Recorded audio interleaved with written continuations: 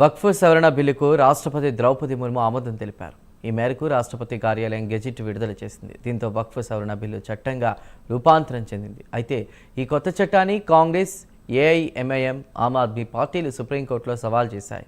ఈ చట్టం వక్ఫ్ ఆస్తుల దుర్వినియోగం, ఆక్రమణలు ఆపడానికి ప్రయత్నిస్తుందని ప్రభుత్వం పార్లమెంట్లో ప్రకటించింది. ఇక చట్టం ముస్లింలకు ఎంత మాత్రం కూడా వ్యతిరేకం కాదని ప్రభుత్వం స్పష్టం చేసింది.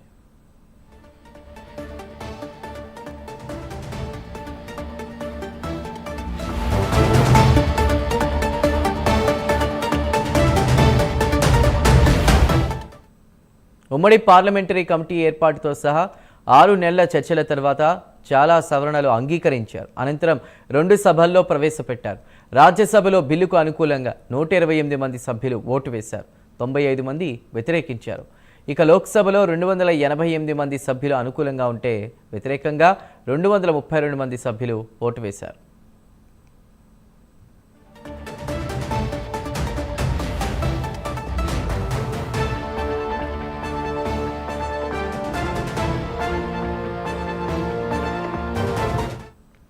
ఇక ఈ చట్టం రాజ్యాంగ ప్రాథమిక హక్కులను ఉల్లంఘిస్తోందని Congress MP Mohammad Javed, MIM MP Asaduddin Owaisi, AAP MLA Amanatullah Khan సుప్రీంకోర్టులో పిటిషన్లు దాఖలు చేశారు.